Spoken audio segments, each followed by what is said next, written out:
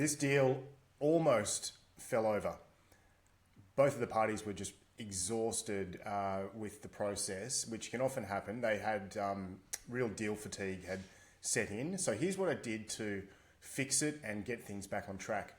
At this stage of the process, due diligence had been completed, contracts had been completed. There were only 10 outstanding issues in the contract, and a couple of those issues also related to the vendor's consultancy agreement that the vendor would enter with the purchaser's entity after the completion date.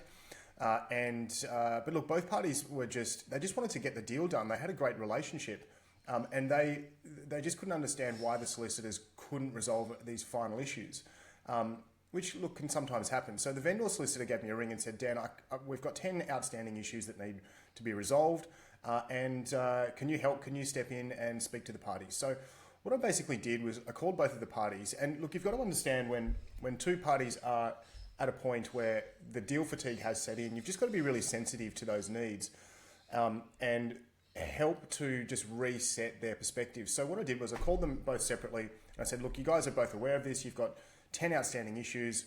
What I'm going to do is I'm going to send you this worksheet of what the issues are. And the solicitor was great. He just listed what they were, where the references were in the contract, what the seller's position was and what the buyer's position was. And I said, I'd like you to go through each of these points and just score them a 3, 2, or a 1. A 3 being, this is really important to me, and a 1 being, this is less important. Then what we're going to do is we're going to get together on a Zoom meeting and we're going to go through these points one by one. We're going to negotiate them all, and we're not going to leave until we've resolved everything. Now, what that does is just gives them a bit of a moment to breathe and step back and look at these points objectively and say, actually, we're really close to doing this deal. I don't need to be in this state of mind. I can just look at this and make decisions on what I can give up and what's really important to me. What are the points that I want to keep? So that's exactly what we did. And it was really interesting because each party, when they scored their 3 2s and the 1s and they sent them back to me, there was already a lot of organic synergy between what they wanted. And that's incredibly important for the parties to know what the other side wants. Not knowing is actually what creates a lot of that uncertainty, and you don't have an assurance that you're going to be able to do this deal. So as soon as they actually realized, hang on a minute, this is what the other side wants, this actually isn't as bad as it seems. And you know, one of the other rules that I said to the guys was, before we went into this session, was, guys, you're going to get probably some of what you want, maybe most of what you want, but you have to come here being prepared to compromise in good faith. And so don't go and score everything a 3, because that is not compromising in good faith. Let's try to work out how we achieve a fair and balanced outcome that at least gives you both most of what you want.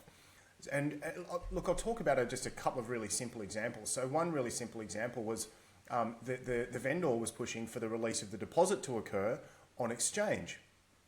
And now, when we actually spoke to the vendor and the vendor scored this, he actually scored this a 1 or a 2, and the purchaser's got this scored as a 3. So that was a really easy win.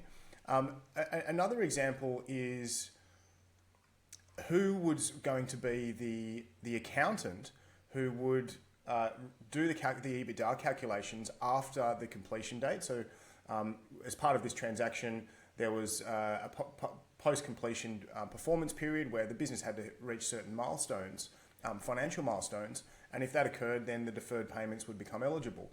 And the buyer, of course, wanted a neutral accountant, an accountant who would be arm's length to the parties, and the seller wanted, rightly so, wanted to use their accountant because they've used that accountant for a long time, they understand how they work, and they want the accounts prepared in a like-for-like basis. So this was a point that the purchaser ended up conceding on.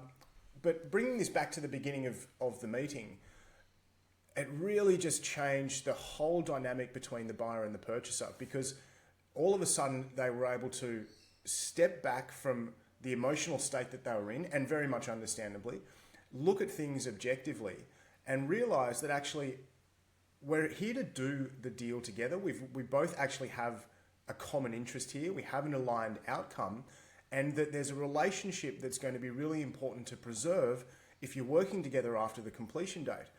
So this was a fantastic result and a really, really simple process to use, a really simple method to use if you are in the pressure cooker of negotiating a deal.